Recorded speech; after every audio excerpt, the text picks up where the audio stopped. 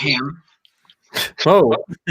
What is going on, everybody? Welcome to the official TikTok roundtable, but not actually roundtable. Someone pointed out to me live stream with the great comrades Tori Noodles and Jay Vakai, some of the original OGs, triple OGs. Yeah, going to be talking about Biden administration, maybe do a little quick rundown of some of the impeachment stuff. Some very interesting Tucker Carlson comments that I wanted to get these guys' opinion on.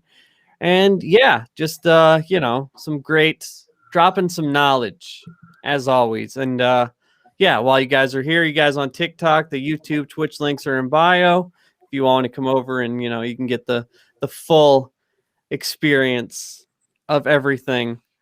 But Tori, not me. Mine is just wild. Tori will actually educate you. I don't know what I'll do. Yeah, we're just gonna hang out. We're gonna say dumb stuff while Tori says smart things. No, everyone here has the brain cells. Y'all are LARPing. Y'all are pretending. But yeah. So the first, get off my Discord thing there. This was Dave Ramsey, which I'm not sure if you guys are aware of who Dave Ramsey is. Gives like the worst financial advice, I guess you could say. He's like one of those guys. It's like, hey Dave, how do I get out of debt? Well, stop spending money. That's pretty much his advice. Stop drinking Starbucks every day. You will have a mansion and no debt. Yeah. So, but this is his take on student debt and stimulus checks. Speak my language. That people were getting ready to pay them off. Hold on. Well, to start with, we need to understand we got $1.7 trillion in student loan debt. $192 billion out of that. Not so much. Let's do some ratios, folks. If we're going to do math, we probably ought to play math. Now, on top of that, when you dig into it, the whole idea that student loans being forgiven is going to stimulate the economy, that assumes that people were getting ready to pay them off this year and instead would use that same $40,000 that they were getting ready to pay off their student loan and stimulate the economy with it. Again, that's economic hogwash. It's smoke and mirrors. It's simply not going to happen. Dave, I just think there's a moral hazard doing this. You're young, absolutely. You signed a financial. I just think it's so fucking rich that these guys would talk about a moral hazard. The same guys that championed bank bailouts for the last 20 years. They're going to talk about moral hazard for some student fucking loans. Contract, you have an obligation to pay that money back. Absolutely. Well, listen, there's some situations where folks are hurting, and this thing has it's gotten completely out of hand. Yeah. I mean, there are people's lives who have been destroyed by this program. Somebody needs some relief somewhere. I'm fine with that. But this has nothing to do with... No, you're fucking not. You're not. With really helping people. This is a political gimme by progressives simply trying to buy votes. And we know that because when you go from 10,000 in forgiveness to 50,000 in forgiveness, the people who benefit are not lower income people. The vast majority of people that have an average income or less have less than $10,000 in student loan debt. The vast majority of people who would be blessed by moving it from 10 to 50 are high income earners. So again, this is all political rhetoric. It's not reality. You come from an interesting perspective. You talk to Americans across the country every day on your radio program.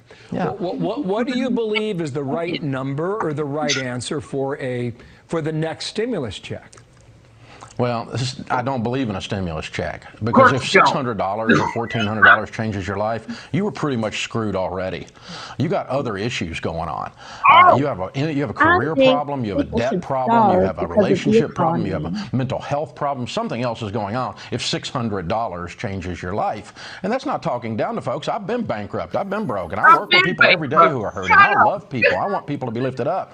But this is, again, it is just political rhetoric, and it's just throwing dollars out there. It's peeing on a forest fire. That's not even a phrase. It's absolutely ridiculous. Can we? On a scale of 1 to 10, how much do you want to punch Dave Ramsey in the face?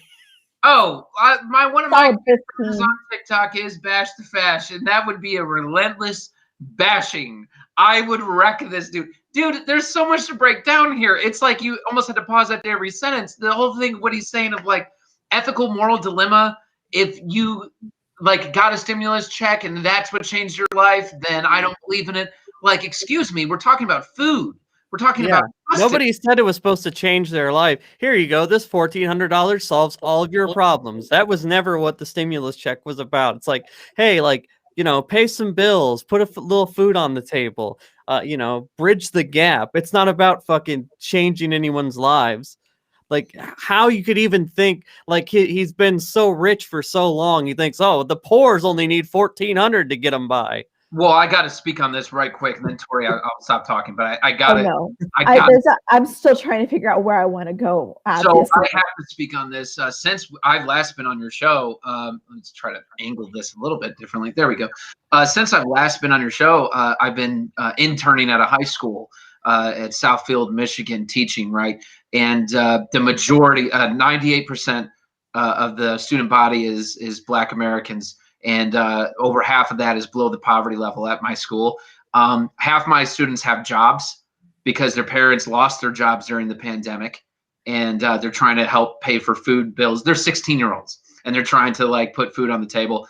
I have 2 students who lost parents because of COVID. Like, that's why I just hate the conservative and libertarian rhetoric all the same. Like, shut up, dude. Like, you're not even, I'm dealing with kids that I'm trying not to cry listening to them, and they're acting like it's normal. That should tell you something, that these 16-year-old kids are like, yeah, you know, I got to go to work. I'm sorry that I'm falling asleep in class. It's just that I'm working doubles, and, you know, my mom doesn't have a job, stuff like that. Like, I'll wreck a libertarian or a conservative. Like, I don't care. Like, I'll drive you through a wall, dude. I don't give a frick. Well, I want to know where he was pulling his numbers. Like, someone in the chat just said, shouldn't a high income earner be able to pay their debt of $150,000 unless they aren't actually a high earner? Right. The reasoning made no sense. Well, I'd like to check the facts on his numbers too, because I don't feel like that cranking up the student debt ratio would only benefit high income earners. And what do you consider high income? Do you consider a household with 2 $75,000 earners high income? Because in today's society, I mean, that's really not. I mean, that's 2 people working full time. If you have a couple kids, I mean, you're not living high on the hog with that. I mean, you know, you have a decent amount of bills, you know, you're not. And especially in the climate that we have right now, you could be seriously hurting if, you know, if that was your situation. If you were in a good situation a year ago like that, you could be in a very, very much a different situation right now. Well, we're also looking at too, like, I'm not sure if you guys seen the statistics. As you guys know, earlier this year, I was campaigning for No Kid Hungry. And you know, was able to learn a lot of statistics about that, and that's very near and dear to my heart. But at the start, like, I'm talking like August of last year, or not August, sorry. Yeah, August of last year. I forgot we're in 2021. Like, it was 1 in 6 kids struggled with hunger. That stat has changed. We are looking at 1 in 4 to 1 in 5. It's fluctuating between the two in the United States right now. That's not a first world country. Like, that's not. You're talking 1 in 4 to 1 in 5 kids don't know if they're gonna have dinner tonight. Are you insane? That's why I'm like, what are we talking about here? You can't tell me that capitalism is working. If anybody tells me that, I'm going to I'm gonna Trump a Pollock. This isn't. I don't know if this is the direct quote from Kwame Ture, but like, this is, like, I quote this a lot. Is what I think is violent is that there are children going hungry in a developed country. I think that is violent, right? So we see conservatives trashing on the demonstrations and the protests being stop the violence, stop the division, but you have normalized this violence of children starving every single day. And like, that's the problem with like capitalist, like, it's not capitalist realism, but like, capitalism has conditioned us to just accept these things. Yeah. And they're unacceptable. They aren't.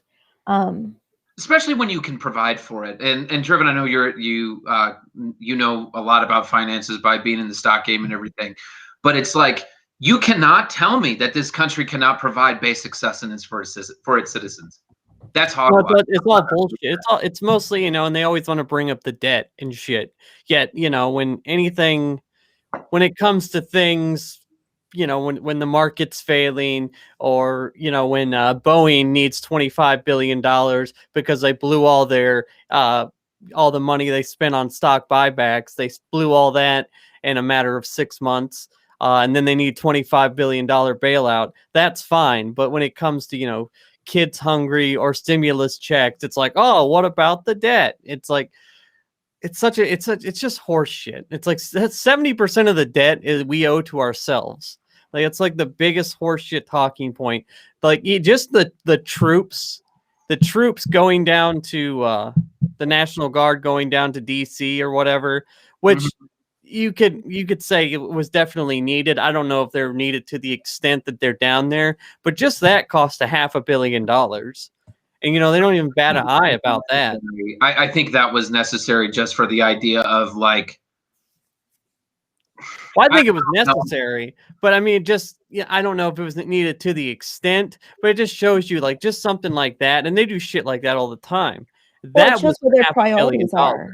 Yeah, it shows exactly where their priorities are. Yeah. Like, same thing. I mean, like, there is so much money being given to people overseas right now. Like, I don't know what the number is, but the amount of money that we're spending on the illegal occupation of Palestine while people are in, like, horrible student debt and there are children going hungry is completely unacceptable. We're funding terrorism in another country while people are dying over here. Well, the crazy thing is, to me, to add on to that, revolutions have started for less.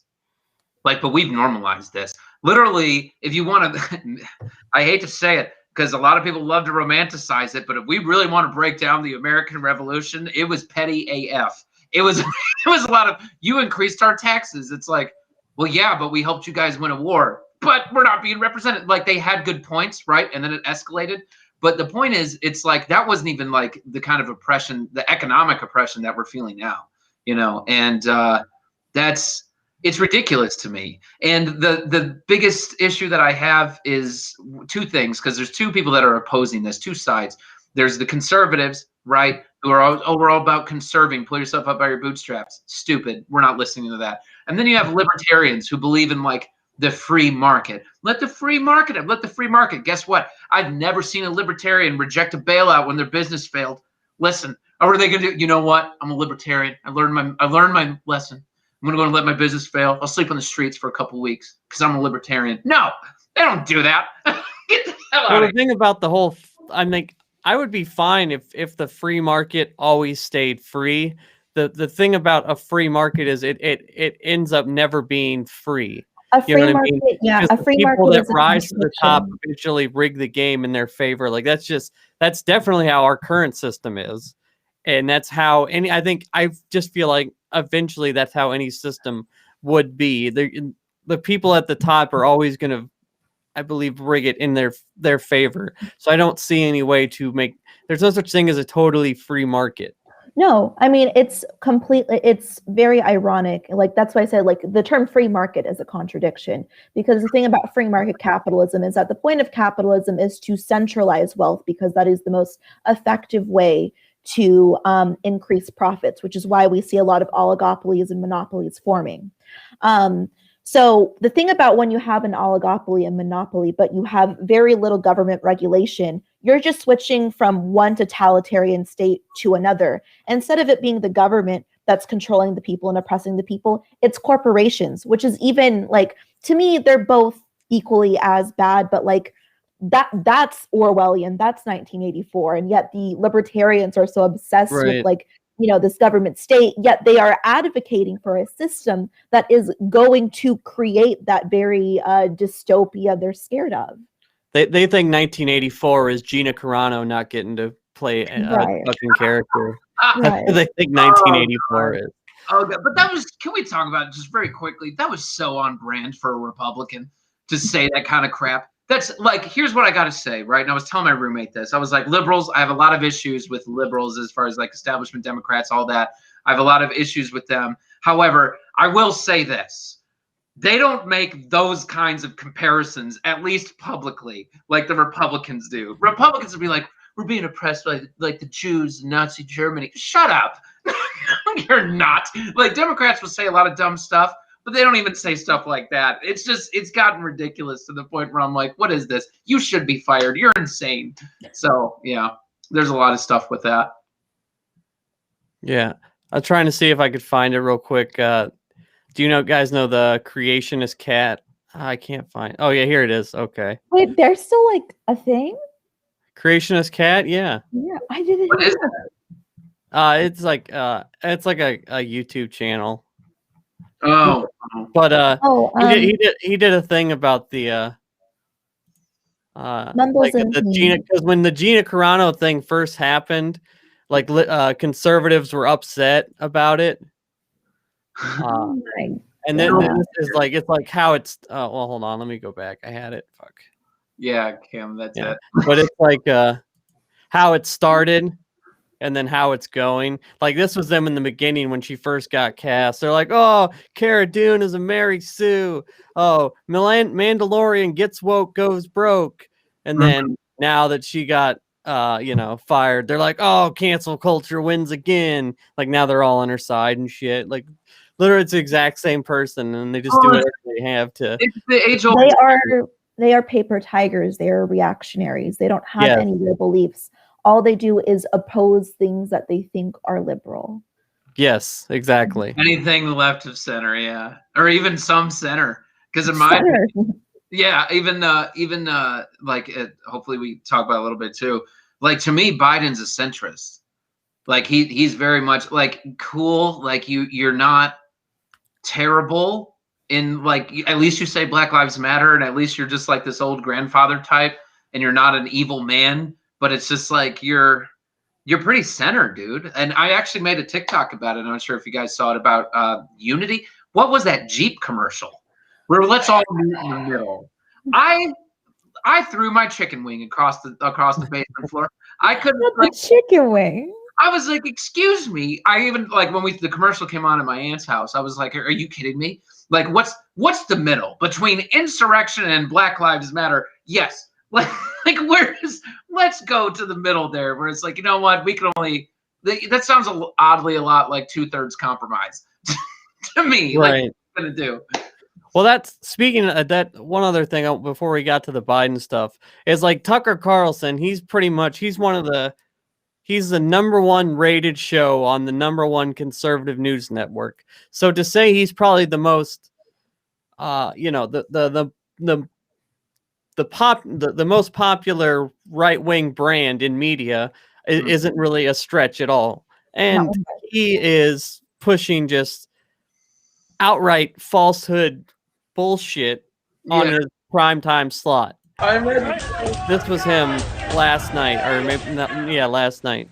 So what does all of this mean exactly? We're not sure what it means, and we're not going to speculate.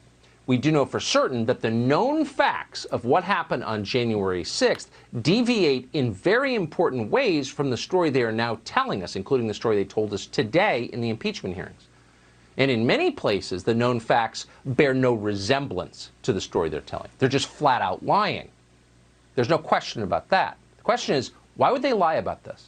He's talking about the For an Dems. answer, think back to last spring. Right. Beginning on Memorial Day, BLM and their sponsors in corporate America completely changed this country. They changed this country more in 5 months than it had changed in the previous 50 years. How'd they do that? They used the sad death of a man called George Floyd to upend our society. Months later, we learned that the story they told us about George Floyd's death was an utter lie. There was no physical evidence that George Floyd was murdered by a cop. The autopsy showed that George Floyd almost certainly died of a drug overdose. Fucking no. But by that point, facts didn't matter. It was too late. Okay. Cities had been destroyed, along with the fabric of this country itself. Scores of people had been killed. Democratic partisans used a carefully concocted myth, a lie, to bum rush America into overturning the old order and handing them much more power. It worked flawlessly. So now that's, of course, absolute bullshit. Now what he's using is he's trying to use the narrative that the lawyers for the cops that murdered George Floyd are going with. But 2 different autopsies, including one from the Minneapolis the city of Minneapolis and the family have both said that George Floyd, while he did have drugs in his system, it was not nearly enough to kill him. And that's from two different sources. But, of course, he wouldn't go with those. So not only is he trying to compare, trying to say that the Dems are lying about what we saw with our own eyes on the 6th, but he's also trying to say that that they're lying about what we all saw with our own eyes back in May. So, well, that's the amount of fentanyl he had in his system was less than a nanogram of the amount that he had. And it was like around the same amount that like people usually would have when they're taking like ADHD medication. Like Adderall is essentially just like a little bit of meth. Like that's the amount. Like he just a little bit, a little bump. Like that's the amount he had in his system. And like also another thing that's just extremely disrespectful about like this narrative that he's painting is that the fight for civil rights and Black liberation in America has far preceded Black Lives Matter. And like this is another thing about like Western chauvinism and hegemony and like what capitalism does to an MFer, where like they think the civil rights movement was this contained thing that happened in the 60s. No, it wasn't. It's never stopped. It's never ended. We're still in the middle of our civil rights movement. Black people have not truly been liberated in America. Most colonized people have not been truly liberated in America. This system does need to be upended, and we do need to be talking about it. But like what the decentralized organization of Black Lives Matter has done, it's not nearly as bad as he's making it seem. And like, honestly, I wish Black Lives Matter did what Tucker Carlson was talking about in his video. Yeah. I'm pro that. Like, right? I'm like, dude, I wish. Like, it's the same thing with like when conservatives would be like, oh, yeah, we're headed towards socialism. I'm like, dude. Where? I wish. Give it to me. I want it. It's like I don't get it. So yeah, and it's just like I wish Biden did that. So yeah, Cam. Tori. Cam is asking you to marry him on my live. So okay. Yeah, there you go, Cam. And it's just that easy, folks. That's I'm how also weddings are made around here. I'm married to too many people. Look at that. Driven's going to be the minister, actually, and not officially, but unofficially a minister. Yeah. Well, that's what, like, when I see stuff like that, and that's on there, and when they say, oh, well, we need to meet in the middle, like, what's the middle of that? Like, where's the middle with a guy who told two absurdly false things that not only do we know are not true, but we have video of it. We saw it with our eyes. We saw the people, like the evidence that the Dems for the impeachment hearing, the evidence they presented that day was a bunch of video that we hadn't seen yet. Like, it's video evidence. And then it's, talking about, oh, we didn't murder George Floyd. Like, did we seen it with our own eyes? And you're saying, well, it didn't happen like that. And it's like, what? How do you meet in the middle with that? Yeah, it's very Republicans are here. So I was talking about it with some friends in a group chat that Tori's in, actually. I do think Republicans are reeling. I don't think they got swept. I think they're shrinking in size. You cannot tell me. I work in an urban school. None of my students support Republicans, literally zero. And I teach in social studies, so they talk about this stuff. And that's the future. I don't think Republicans are the concern for right now. I think that they still have their last throes, right, of like what kind of control they have in government so far. I am more concerned about the fascists and the reactionaries that are going to leave the Republican Party, and now it's libertarianism. Things like that. I was talking with a friend of mine today about Richard Spencer, who, when interviewed, said, yeah, we were all libertarians at one time. The guy's literally a Nazi. And he was like, right. Yeah, we were all libertarians in my party at first. I'm very concerned about that. So, yeah, the thing I'm worried about is like, it's like the right-wing populism now, or like the grassroots right wing is like QAnon. It's stuff like that. Like, those are the kind of people, like on like the movement on the left that can sustain itself without big corporate money is like AOC, Bernie Sanders, people like that.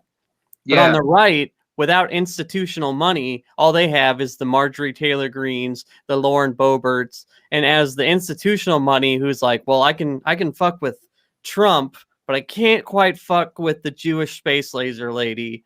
You know what I mean? So they're going to back away from that, and the thing that's going to take hold is the Marjorie Taylor Greens with the base. But then I think what's going to break out is kind of like this Justin Amash kind of like, oh, we're or Josh Hawley, like kind of like this highbrow stop the steal, like where they kind of buy into it but not all the way type deal. I'm concerned about Howley. I'm not concerned about Ted Cruz. That like I feel like there's a lot of Republican players on the team right now that I'm like, go ahead and try to run. Like I think you're the one who posted. Someone posted about it. Candace Owens mentioned that she wants to run for president. Yeah. Do it. Please. Do it. I'm clearly more educated than you, Candace. I have more qualifications than you to be president. Like, I mean, one thing this is all showing is that, like, I know that, like, before it was kind of taboo and scary to be a radical, but the right's already pretty radical. So there's nothing wrong. Like, I know that we have kind of like a myriad of different like political ideologies here, but like, if the only thing that's keeping you back from being more radical in your politics is the fact that you've been told that radicalization is bad and scary and taboo, that's not okay, because we're not the ones playing with fascists. I'm just playing with, people getting healthcare and all of that, Right. Yes, my politics do go a little bit beyond that for sure. But like the other side, they're playing with fascists and they're unapologetic with their radicalness. Tori, so why can't you be radical as well? Such a good take. And the reason why that's such a good take is because I hate when people say horseshoe theory, like the extreme left is the extreme right. We literally want very different things. It's not, I literally had someone in my Instagram DM say that, like, well, all radicals are bad. I'm like, no, they're not. One believes in ethnic cleansing. Let us not forget who went into Germany and crushed the Nazis. It was not just America. The USSR went ahead and lost a lot of soldiers in trying to defeat fascism. Yeah, they lost 18 million people, and that's not even counting soldiers. They lost, I actually was teaching about that recently, briefly, but I was trying to teach the kids about the USSR and its foundations, like to say, because I had this one person tell me, well, they're the same as Nazis. And I'm like, to say that is extremely disrespectful to the cost that the USSR went through to try to beat the Nazis. So it's not in like the thing I like, because people always want to talk about, the far left, the far right. It's like, I don't even disagree that there's people that are pretty radical on the left. But the thing is that it's the extreme minority. Like, for nobody who's like full on Antifa out there, like, busting windows and wanting to burn, nobody like that is in major office. Like on the right, that is actually what is leading the party. Like Marjorie Taylor Greene is pretty much the face of the Republican Party now. And she is full on QAnon, Muslims are animals. These people need to swear on a Bible. I could go down the list. You know what I mean? Like what we are like the extremes in the parties are basically AOC on one side, which is give everybody health care, make sure people have housing, stuff like that. And then on the other side, it's Lauren Boebert. I'm going to take my gun everywhere, and Jewish space laser lady. You know what I mean? So when people say, they're both the same, it's like, well, not really, because what both sides are accepting as far as what we're putting in office is completely different. Yeah, for sure. I agree. Yeah. One of my one of my mods says she wants to be best friends with you, Tori. We can be besties. Okay. You guys are officially besties now. So I got about another 25 minutes with you guys, then I got to bail. So whatever topic you want to get to, that'd be awesome. All right. Well, let's get some Biden stuff, because I know Jay. Yeah, let's get Jay's Biden talking stuff about Biden being you called him a centrist. I don't even know if I would put him in the centrist category, but Neera Tanden is about to probably get what do you call it? I was gonna say committed, but even though she probably should be committed, confirmed. But this is so Bernie had some questions for her. I don't know how familiar you guys are with Neera, but she's pretty much she's evil. Let me get to another issue that concerns me very much. I happen to believe Get him, Bernie. big money interests have an undue influence over the economic and political life of our country. That too often campaign contributions are what determines policy rather than the needs of ordinary Americans. And according to the Washington Post, since 2014, the Center for American Progress has received roughly $5.5 The Center for American Progress is the thing that Neera Tanden runs, by the way. $1 million from Walmart, a company that pays its workers starvation wages, $900,000 from the Bank of America, $550,000 from J.P. Morgan Chase, $550,000 from Amazon, $200,000 from Wells Fargo, $800,000 from Facebook, and up to $1.4 million from Google. In other words, CAP has received money for some of the most powerful special interests in our country. How will your relationship with those very powerful special interests impact your decision-making if you are appointed to be there? Anyway, she goes on to say, of course it won't, yada, yada, yada, which, sure, okay. She also has also called for cuts for Social Security and welfare, and she also said in emails that they should bomb Libya, take their oil, and use it to pay down the debt. Now, this is who they decided to put forth for the Office of Management and Budget, and I haven't been the happiest with Biden's managing and budgeting imperialism. Anyways, I haven't been the happiest with Biden's cabinet picks, but I mean, I don't know what do you guys? What was that? What do you guys? What's been your biggest gripe, I guess, with Biden so far? There's a few things here. Tori, did you want to go first? I don't want to be rude. No, you go first because I know you have limited time. Okay, so yeah, true. There's a let me start off with the good with Biden real quick. I think that he's a good man. I think he means well. I think he is he's hard to hate. I think he is part of a generation of a simpler time, and what I mean by simpler is where a lot of things hadn't come to light yet in the public eye of like a lot of injustices that were being done in America. I think he's from a time where Republicans and Democrats did kind of get along, right? They just disagreed on like a few things. So I think he's trying to go back to that mindset of where like, hey guys, we're all on the same team, right? Right? And I feel like that's who he is. And it's because he's 78. And I think he's a sweet guy. My issue is with this. I think he's being too nice to the right, and I mean that. I think the right has done egregious things. You've covered it in your TikToks, and you mentioned it in this stream alone. When we look at what the Republicans have been standing for and what they have been doing, that needs to be punished. That absolutely needs to be put down. There is no quarter for that. That's destroying the fabric of democracy. What they're up to. So basically, I feel like Biden is trying to appease that side because he's trying to do like we're stronger together type thing. And unfortunately, that's not going to happen because the right has been completely radicalized, in my opinion. When you have over 50% of them believe in QAnon and over 70% of them think the election was stolen. Now onto his policies, my three big things. The kids in cages. First of all, I won't listen to Republicans who are using that as a talking point now. Because it's like, listen, we've been saying that for a minute and y'all didn't want to hear it. So I'm not going to listen to you now. Number two, the stimulus check. Like, that's some BS. You said 2,000. You said that. That's what people, like, you said that. Like, don't change it now because that's what people voted. People voted for that. And people need that extra 600. That covers my rent, first off. An extra 600 does.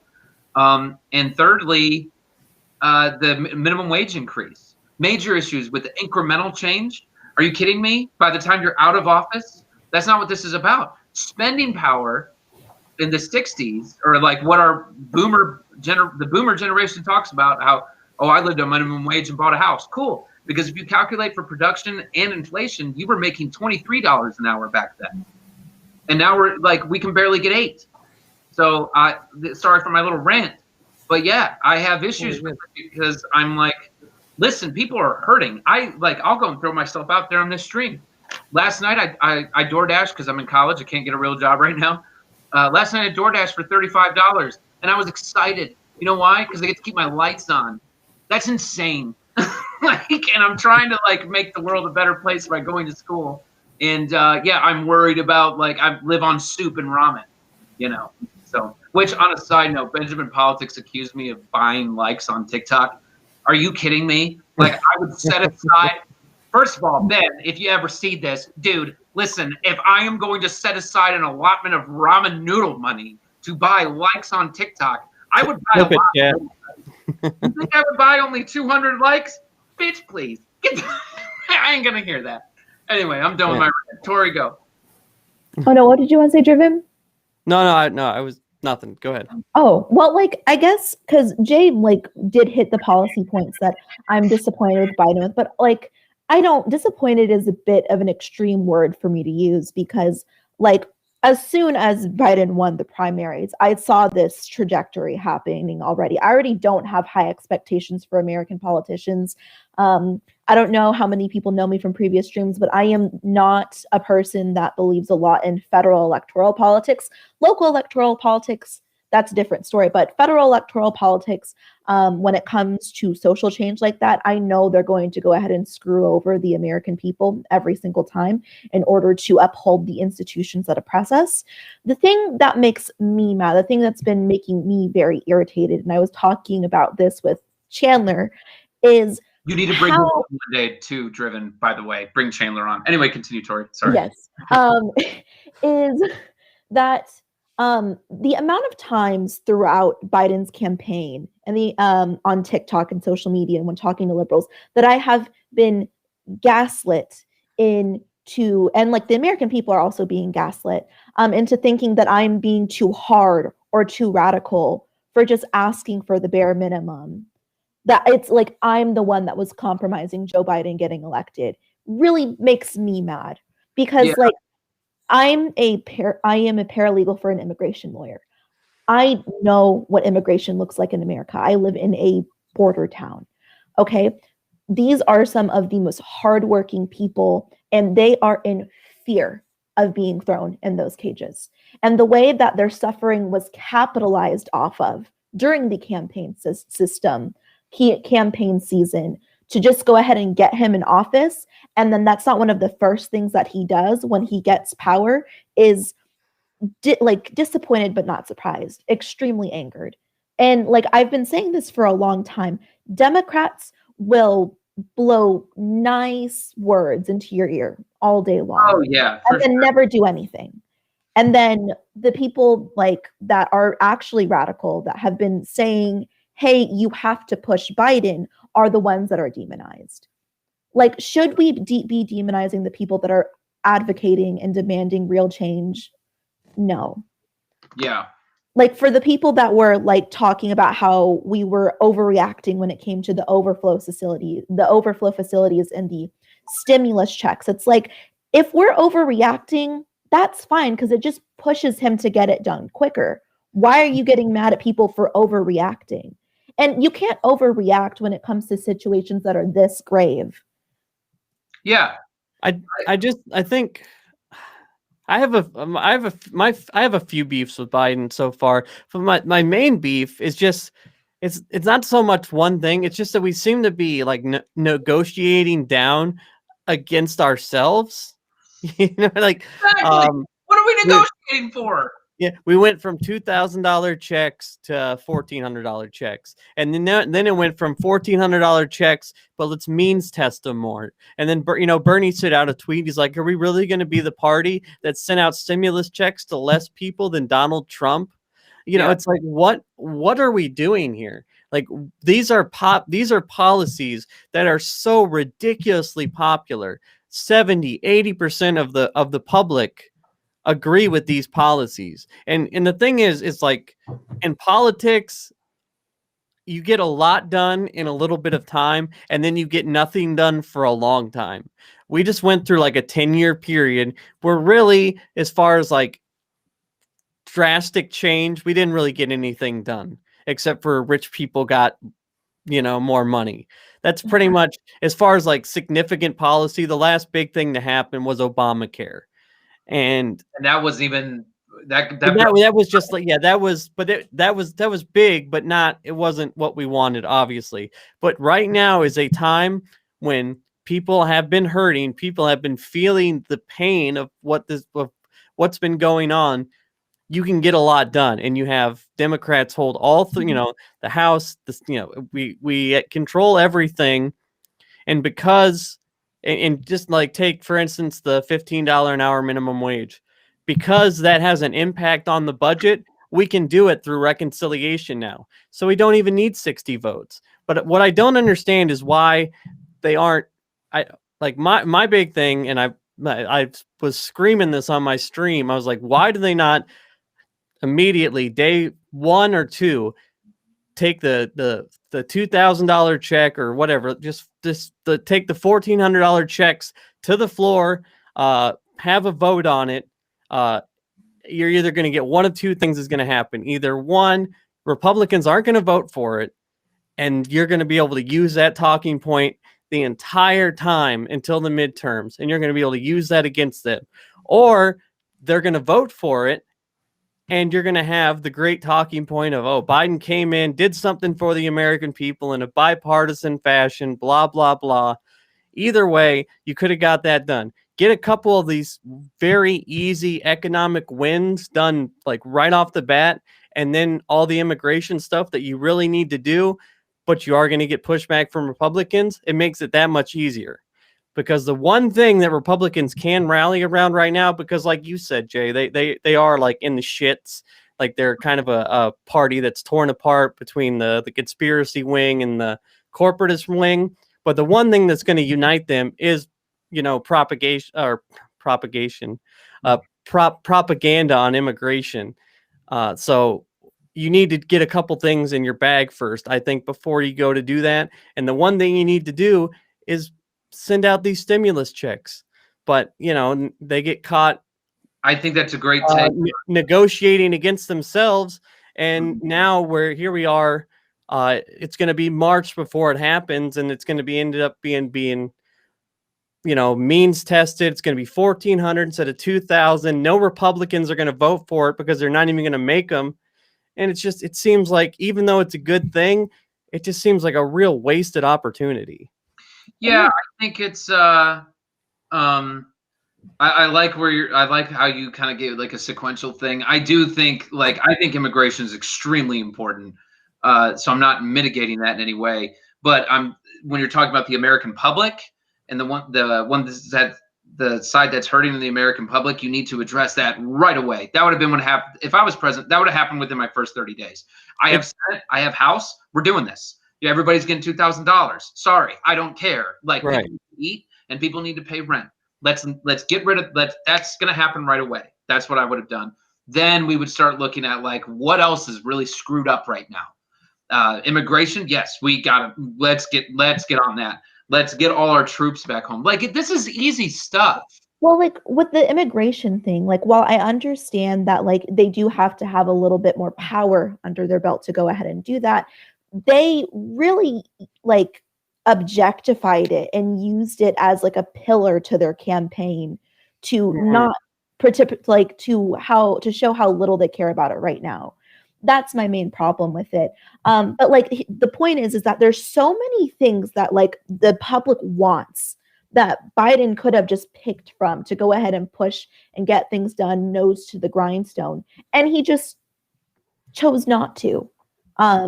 It's gonna be a very performative presidency, and hopefully not. I would love to be proven wrong with that. What's now all we're doing is placating to Joe Manchin and fucking Kristen Sinema.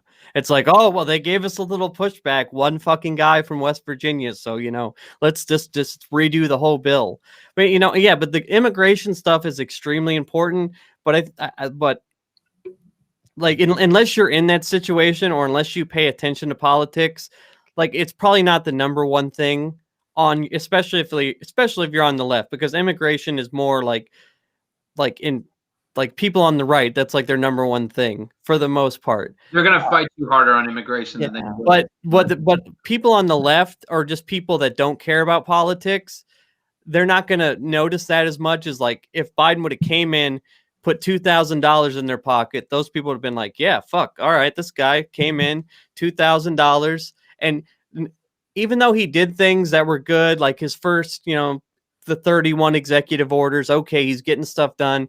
But in a month, anybody that's not paying attention to politics on a daily basis is not even going to remember that stuff. Even if he does things, like he put together a task force to find the kids that got lost on the border.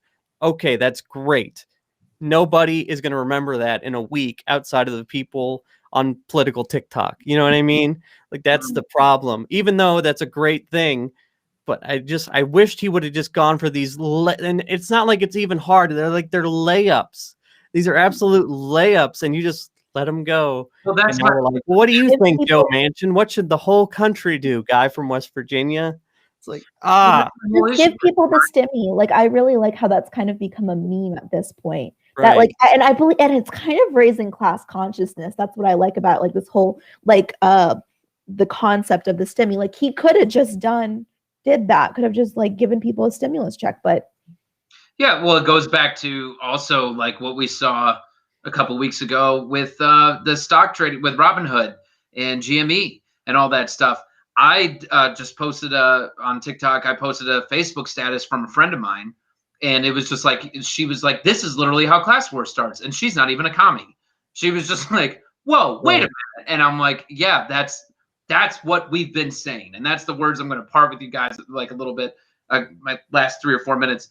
We've been saying this, and progressives have too, but I'm just saying, like, this isn't new. It's like people are kind of waking up to it, but it's like, you need to wake up now. We don't have time. I was texting a friend of mine today, and he's like, I feel like our nation's falling apart. He's a libertarian, but starting to move more left because he's like, oh no, like this isn't working. And I'm like, because we've been telling you it doesn't work. This system doesn't work. People are literally dying. People are going hungry. And do not tell me anything again about how, well, the Soviets, they had bread lines. We have bread lines. For months. Right. What is it? One in 5 kids are going hungry? Have y'all not seen the it goes all the way to the highway for the food bank. Like in San Antonio, it's insane right now.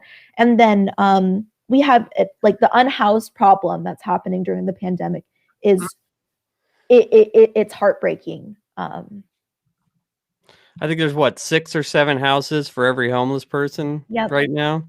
Yep. Yeah, and it's just we can get and it's like there's a huge surge of populism in this country right now. There's like people are pushing back against the elites. The problem is that it's not unified because the people on the right, while they're like, yeah, screw the man and fuck these corporations, it's followed by, we need to get rid of the blood drinking cabal run by, you know what I mean?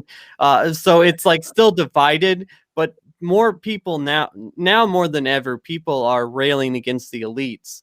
It just needs to be it needs to be pushed in a different direction. It needs to be unified. I was telling that to a friend of mine today. He was talking about how, like, which is more important, like the racial struggle or the class struggle. And I was like, through my lens, the class struggle is an umbrella for race struggle. Like that is where it comes from. It comes from that. Like they're not separate entities. And that's what people try to do, is they try to separate it. And I'm like, it's not. If you unite the class against the ruling class and be like, you work for us, if you do that, you're going to start to get some traction. But until then, that's why the bourgeoisie, the top class, 1%, whatever you want to call them, that's why they like to divide everybody by race. And they like to divide everybody by this, because they know deep down that if all these ants stand up against us, we're in trouble. So we need to separate the ants. And that's really what it comes down to. And then one of my other parting words, I just got to say on TikTok, if you, I don't know who's saying this, if you are one of those creators who is standing for Biden right now, stop it. Like, I'm losing it. I am losing it. I am seeing way too many like hard establishment Democrat creators that are like defending Biden and said they wouldn't do that. We hold our guys accountable. No, you're not. We are. Progressives and even lefties, like leftists even further than that, we absolutely are. I said I was going to be doing this.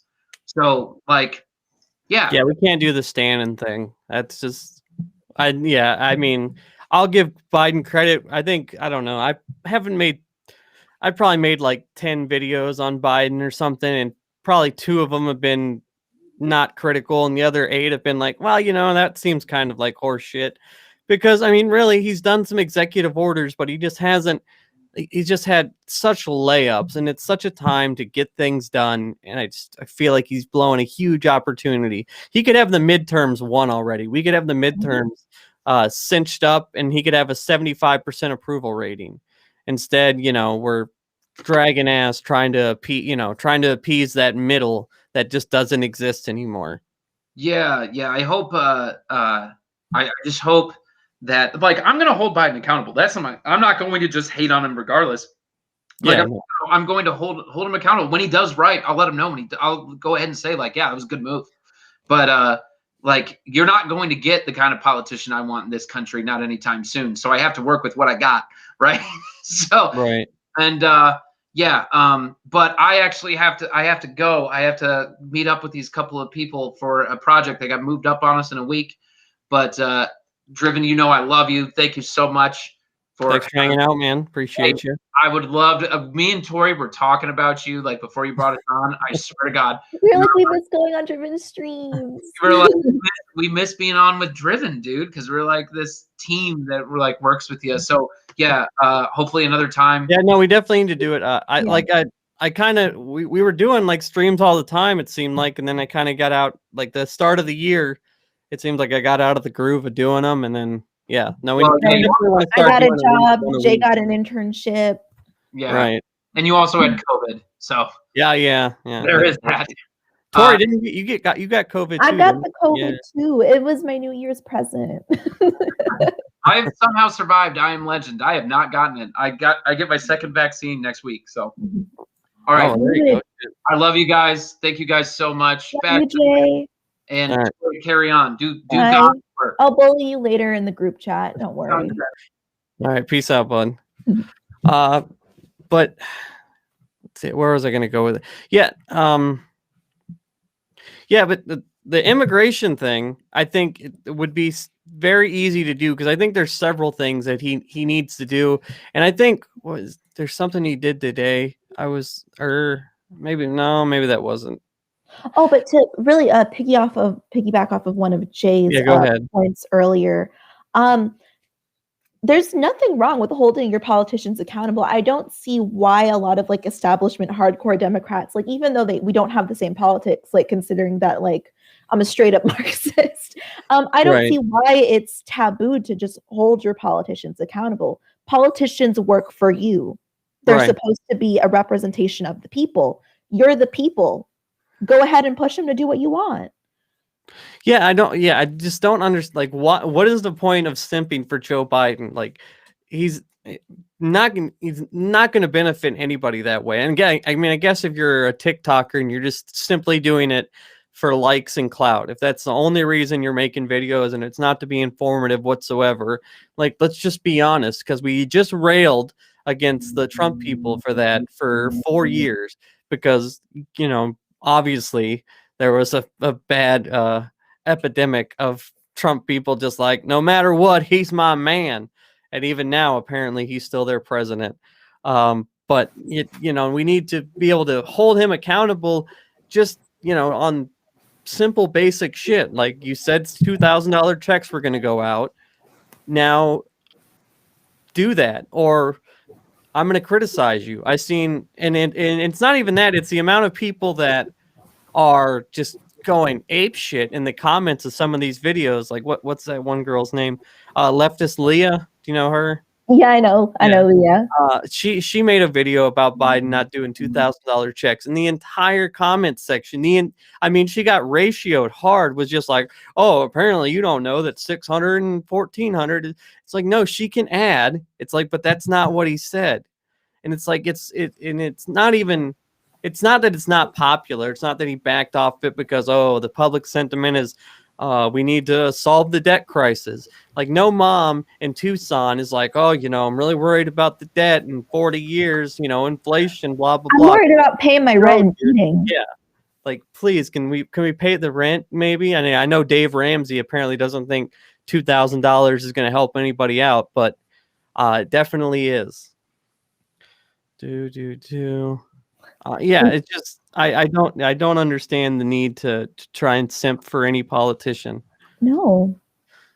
I like that. In Ireland, if a politician even does the slightest fishiest thing, there is an uproar. Oh man, Ireland's based. I love Ireland. Irish politics is awesome. Well, I think one of the problem here is that people have gotten so used to just hating on Trump, and now it's like a lot of people don't want to give people on the right the satisfaction of being like, oh, you were wrong. Oh, you're having Biden remorse. It's like, no. Don't get me wrong. Biden's not a crazy fascist ass, conspiracy promoter. That doesn't mean I can't disagree with his immigration policy.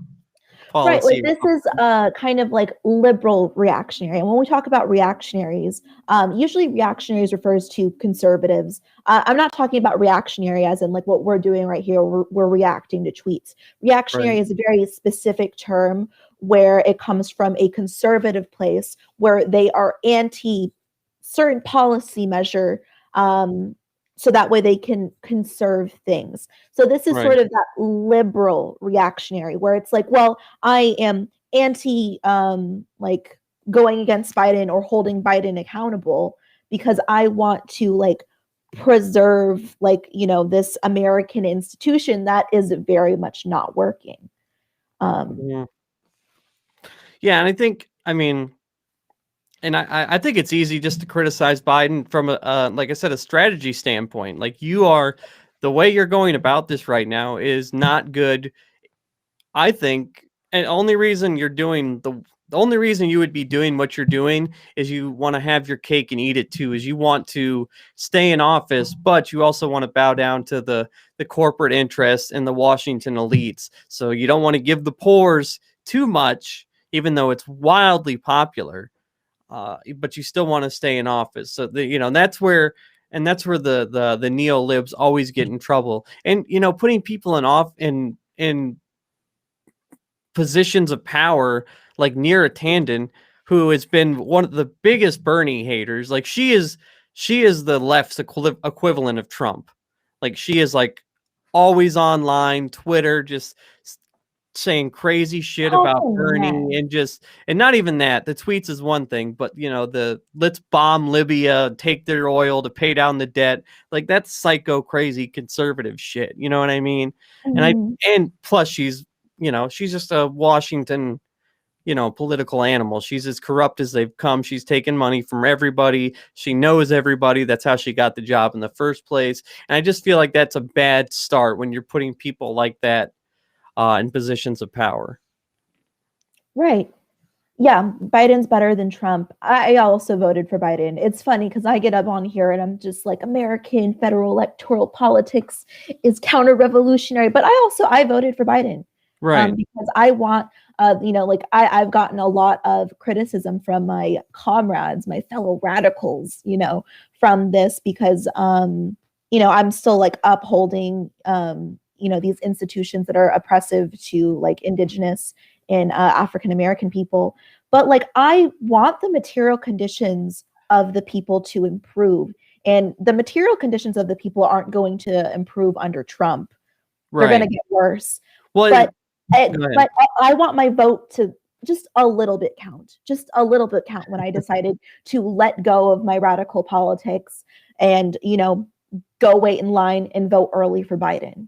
I want him to just do the bare minimum, because I'm tired of seeing my cities be gentrified. I'm tired of seeing people get displaced. I'm tired of my friends like Jay having to eat soup every day. You know, like it's. Yeah, well, that's like, it's about, at the end of the day, like I worked on Bernie's campaign for 4 months and I railed against Joe Biden every single fucking day until the very, very end. But I voted for him because at the end of the day, it's about harm reduction and doing the best with what you have in front of you. And at the time, on November 3rd, when it was time to vote, Biden was the best choice.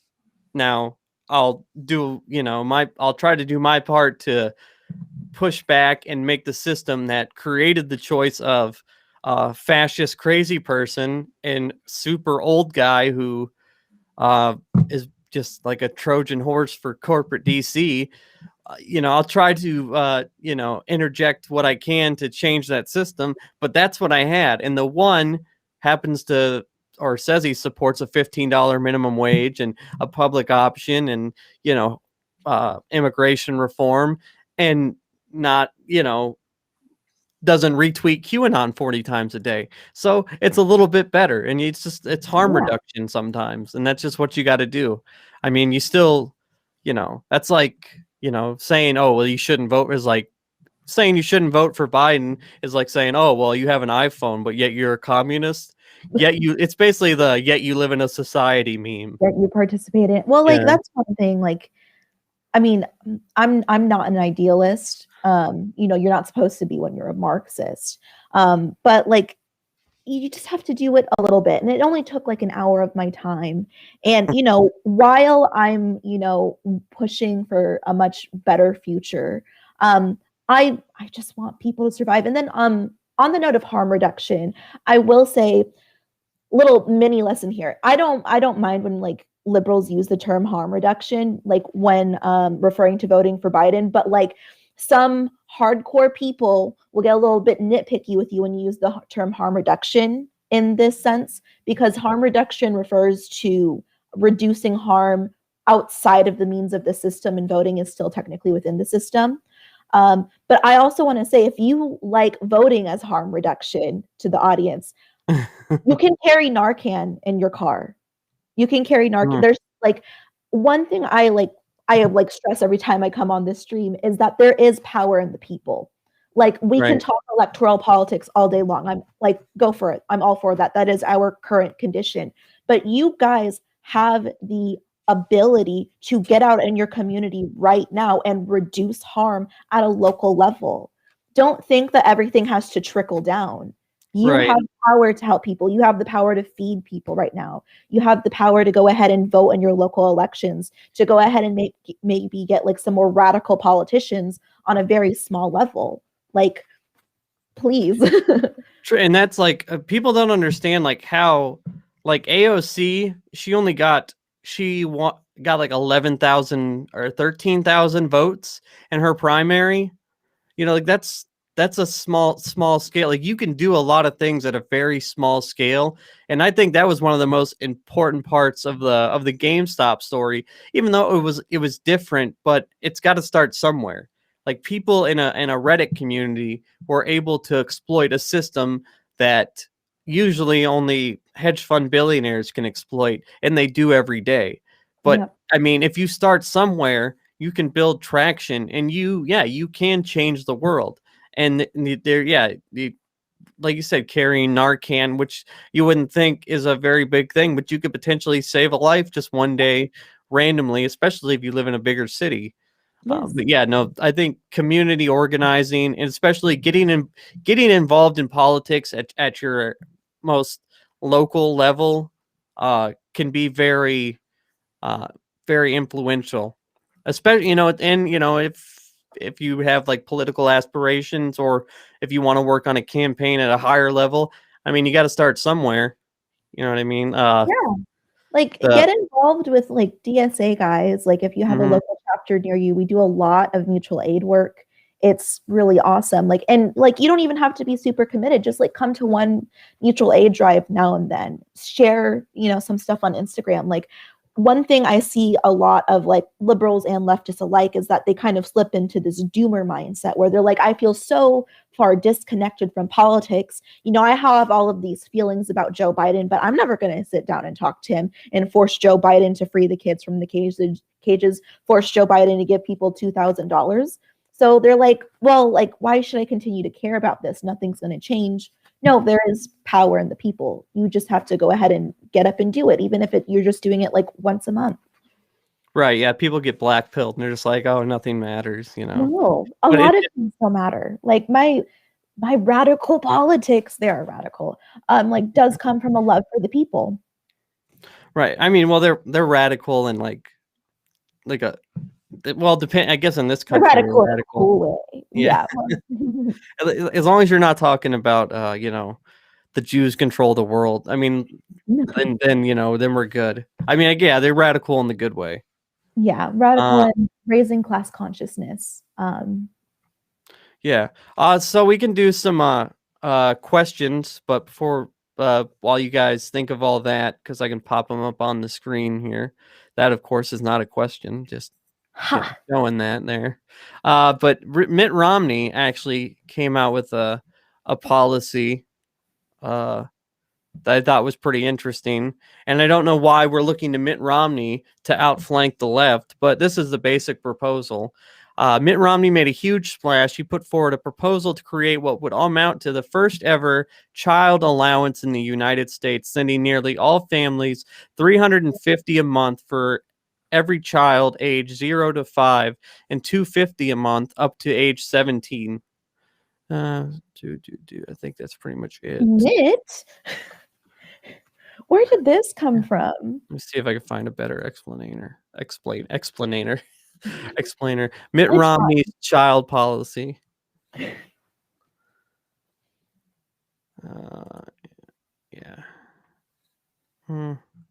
Yeah. Mitt Romney has a plan to give parents up to $15,000 a year. The Mitt Romney became for regardless at work at the time. The Family Security Act, one of the most generous child benefit packages ever, regardless of political party. The plan completely overhauls the current child tax credit and turns it from a once-a-year bonus to a massive income support paid out monthly by Social Security Administration. The bill text isn't finalized yet. Romney's plan would replace a child tax credit currently worth at $2,000 per child and restricted to parents with a substantial income. It doesn't fully kick in each year, blah, blah, blah. Basically, if you're a kid, if you have a kid that's 0 to 5, you get $350 a month or $4,200 a year. And if you have a kid that's 6 to 17, you get $250 a year, and you can't get more than $1,250 per month or $15,000 a year for your kids. I just saw something in the chat. They said, you don't have children's allowance in the States. Wait, y'all got children's allowance outside of the United States? Yeah, no, we ain't got that shit. Hell no, we got that. Cool. We have a child tax credit from the government.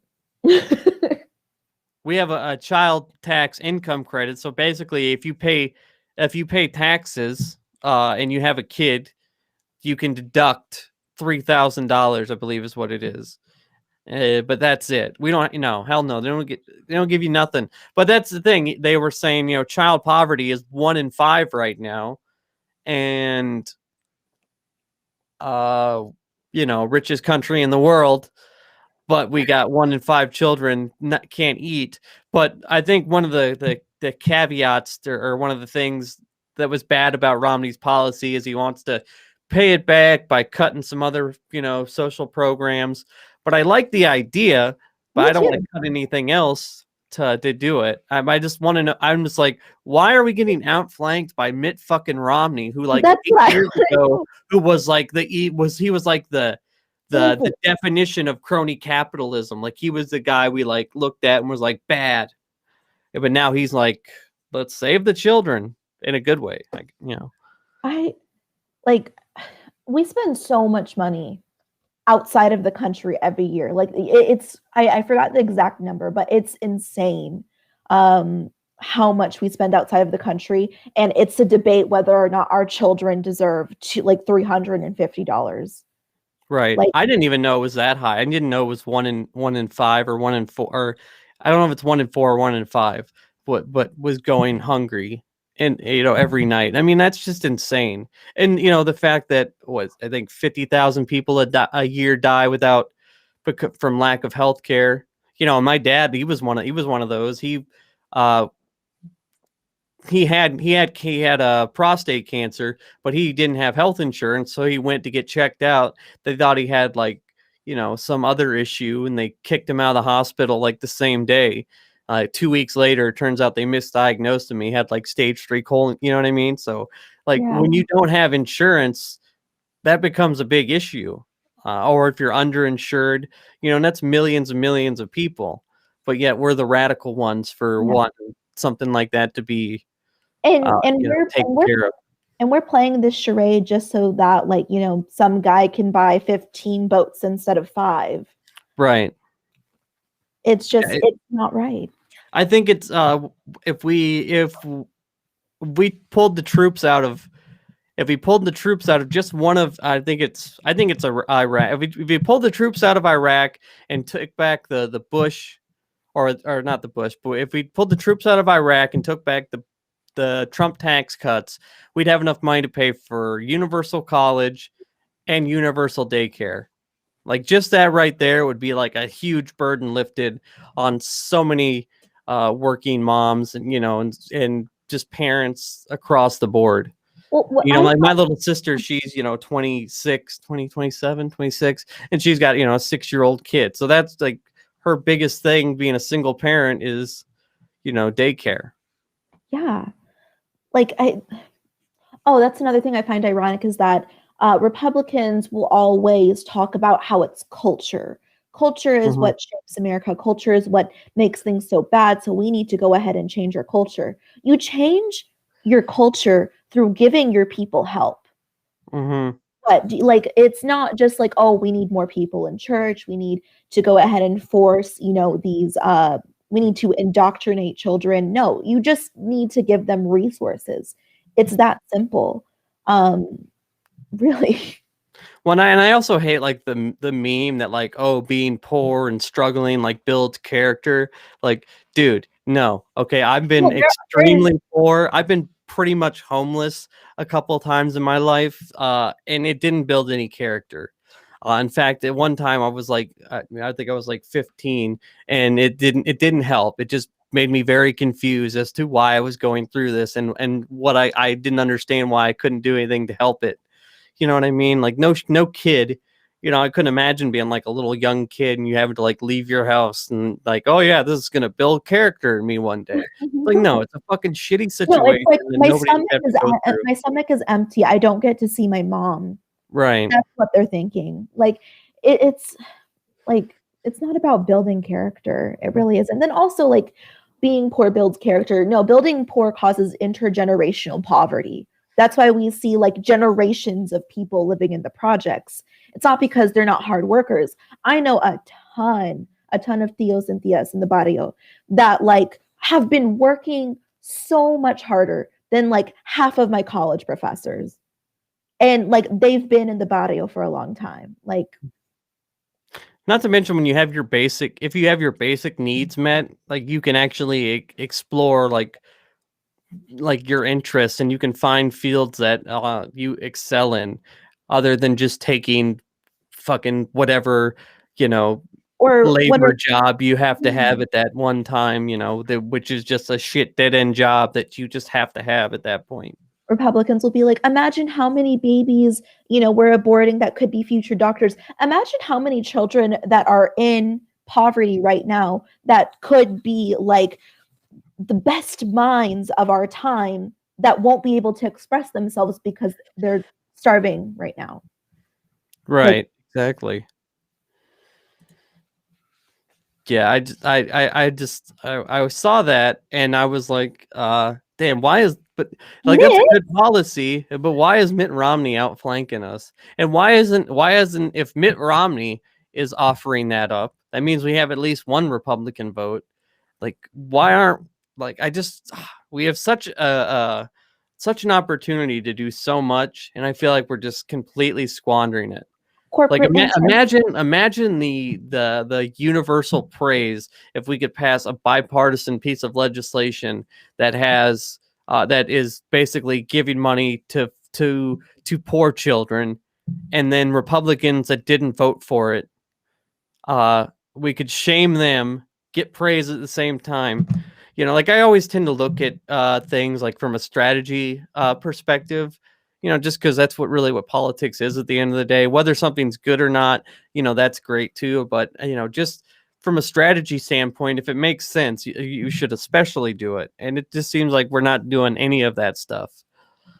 Like one of the only things I've seen Biden do that I was like totally really on board with was the ending federal contracts for private prisons. Like that was like that just all around, that was a good thing to do. But like that seems like kind of it. Like, you know, there's some other decent stuff he's done, but like that was like the one thing I'd be like, okay, yes, 100%, we got something good here. Did you see that? This is just kind of funny meme here. Did you see Joe Rogan? Basically, he doesn't need the COVID vaccine because he lifts, bro. You taking that vaccine? No. Yeah. No, I mean, I would if I felt like I needed it. But I just feel like if you maintain your health, and I think for some people it's important. I think for some people it's good. Are they gonna make people take it in order to go overseas? I'm worried about that. I don't know what's going on with that guy. Like I don't like needles. I don't like. Well, I want to know how this. Joe Rogan, you took DMT. How people fare over X amount of months. Like what happens in 6 months after the vaccine? How long does it last for? Do you need it again next year? You taking that vaccine? Joe Rogan, Joe Rogan, you can't be afraid of the vaccine. You literally take DMT. Right, that's what I was saying. DMT salesman Joe Rogan says he doesn't need to take the vaccine because he lives. Right, what? Yeah. The other guy all swolled out like, I'm scared of needles, man. It's like, yeah, well, let's just fucking pass COVID around then, why don't we? You're scared of needles? Okay, well, let's just infect people with COVID then, I guess. For the record, I'm not saying that DMT is bad. But like it's still like, come on, like you've taken drugs that come from like an unregulated place. Like, you probably bought DMT off like a homeless guy on the fucking street. Yeah, but you're like, oh, I don't know about this this widely tested and approved vaccine that is 99.999% safe. If the vaccine has psychedelic properties, then I'm taking it as soon as I can. I'm already taking it as soon as I can, but wow. Right. We're speeding up on the vaccine. I think 1.5 million per day is what we're at now. We just need to not have them expire. And it when I heard like, you know, oh, we're able to produce the vaccine so quickly, but then like there are so many like expiring. I'm like, oh, capitalism moment. It's like during COVID where we had people starving, but we were throwing out like tons and tons of produce. Like it just doesn't make sense. Yeah, we have like an over like what was it, 25% of food just gets thrown away, something like that. It's so bad. It is bad. All right, guys. We need some questions here. Where are all the questions? You guys have failed me. Who needs science when you run a podcast? Right. What do you think? What do you think about the 5-year minimum wage thing? From I even understand like, okay, we can't jump right from 725 to 15. Like, okay, I'm fine with that. I guess I get it. But why can't we go from 12 and then 12 to 15, especially when we can do it through budget reconciliation and all you need is 50 votes? Like, why can't we not do that? Like, but another still like a big holdup. Another thing with 15 is like, honestly, like when people would say Bernie was the compromise, 15 is the compromise at this point. Like the minimum wage like once you count for inflation, should be $21. Like our end goal should be $21, not $15. So it's like, again, it's just another like example of the government just choosing to uphold the American institution rather than actually helping the people. It's just, again, I think it's a way for them to like try to sound like they're for small business, like, oh, small business can't handle it, when they know, you know what I mean? A lot of small business are like, yeah, we can actually do that. Like, well, that was the same talking point they used with Seattle all those years ago, and like Seattle's like been thriving, and is actually one of the cities that fared the best under the whole COVID. You know what I mean? Like, it's one of the cities that has done the best, and they're like, oh yeah, hamburgers are gonna go to $49.99, and it's like, well, a taco is $3.79 in Washington, so seems like you might be fibbing. Oh, we got ourselves a fun question. Bam, that's what we got here. How so do third-party candidates ever do well, even in the state level in the U.S., not counting Ross Perot? Obviously, it's not even viable to be one. Honestly, I'm more of the idea that a third party can't work. I just think there's just too much involved with, like, there's too much structure with the parties that we have now. I think we have to make the Democratic Party work little by little. I think it'd be easier to completely remake the Democratic Party than it would to make a whole nother third party, because just people aren't gonna, even as much as people hate the two-party system, it's just not viable, because you'd have to have it at every single level of government. And even if a libertarian candidate won tomorrow, like an actual good based libertarian candidate, they would have no support at the state level. They would have no support at the federal level. They would have no, like Center for American Progress. They would have no PACs to back them up, no think tanks. Like, there's so much involved with it that I just don't think it's possible. Like, even, the progressive wing of the Democratic Party has a lot of media support and different institutions and think tanks, and they have backing, and obviously the right does too. So I think we have to focus on making the Democratic Party better than trying to just say, oh, well, we need a third party. Because while it sounds good, yes, the party is corrupt. I think if we can get the money out of politics little by little and make the Democratic Party better, I think that's the way to go. I don't think a third party will ever be viable, at least not in the next, I don't know, my lifetime. I mean, I could be wrong. Or hear me out, revolution. Right, yeah, or that, yes. I mean, like, because again, the reason why, like you put it perfectly, it's not, a third party isn't going to work in the current institution that exists right now because it's built around that two-party system. So like, I think we should have like a poly-party system. In theory, I think that is like closer to liberty and all of that. But like, we would need a drastic restructuring of the United States in order to make that happen. And I'm pro that, but I don't think I'm going to see it in my lifetime. But I'm just letting y'all know that that's an option too. I've seen somebody say we need the U.S. needs ranked choice voting. Yeah, I definitely agree with that too. I don't like the, what do you call it, the first past the post voting system. It's pretty dumb. But I mean, I don't ever see it being possible. No, there's just too many. Sadly, and I see a lot of people like on the right that seem to be like disaffected with the Republican Party. They're like, oh, we need a third party. It's just like, yeah, I mean, listen, I understand that the right sucks, but you might just want to get a little more comfortable with progressive values, because Republicans ain't gonna do shit for you. That's one thing I really like, even though I'm not that into electoral politics anymore, I will always respect Bernie. One, because I met him and I shook his hand and he said my earrings were cool. And then two, so he always has a place in my heart. Did you get those on sale? I got them from JCPenney. We saw each other at JCPenney getting my earrings, but is how he was able to normalize more radical, more left-leaning politics for an entire generation. Like a lot of people have radicalized in 2016 and 2020 because Bernie was sort of that gateway drug for everyone. And we need to keep on up, like, even though I'm not the biggest fan of electoral politics, I really have to make that clear.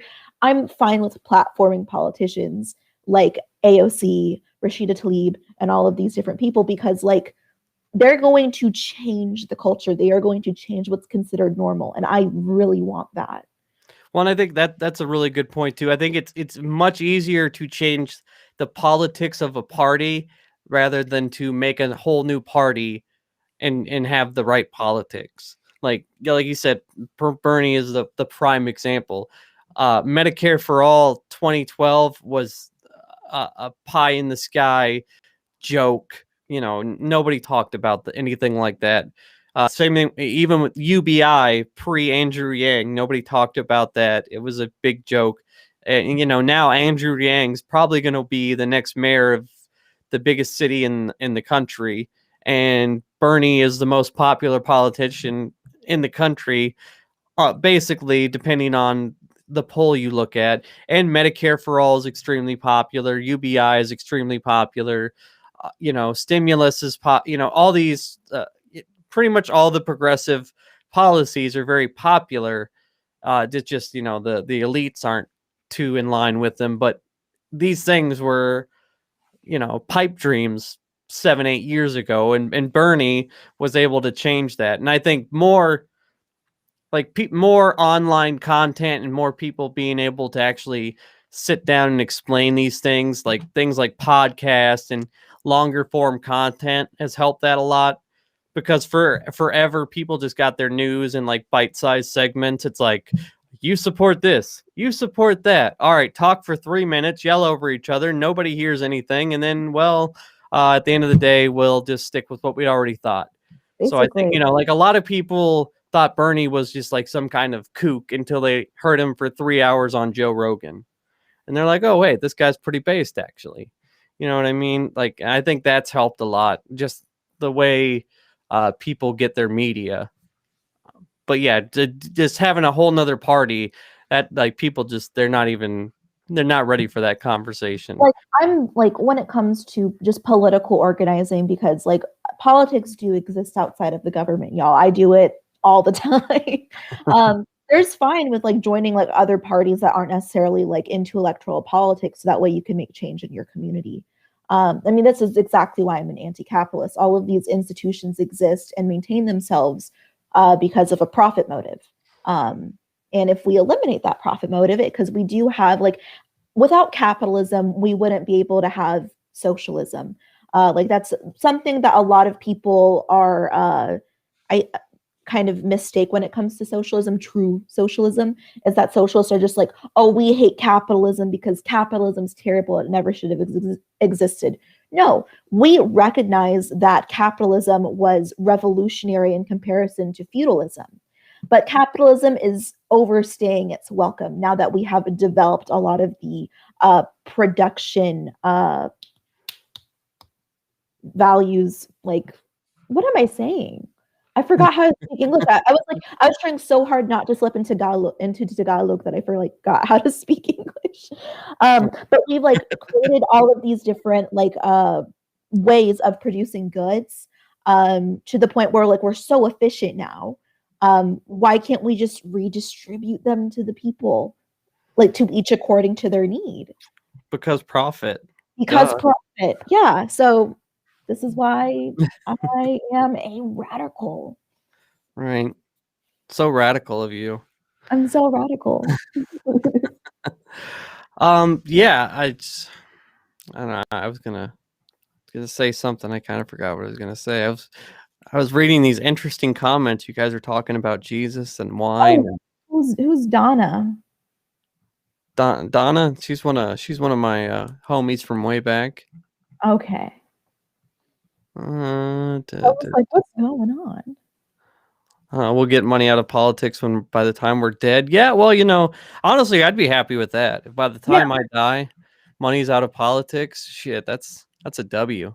No, that's fine with me. Like, you gotta realize that you're part of a bigger thing. Like, I'm perfectly fine with never seeing a revolution in my lifetime, but I'm definitely down for educating people. All right. Well, all right, yeah. I think that's we had a pretty good run there. I got some stuff I got to do before the end of the night, but appreciate you guys all hanging out. Thank you to Tori. Thanks to Jay for coming. And yeah, thanks so much for hanging out, guys. Really appreciate it. Make sure you like the stream on the way out. And Tori's @ is in the description if you want to follow her on Ticketer Talk. And yeah, thanks for hanging out, guys. Peace out. Thank you for having me.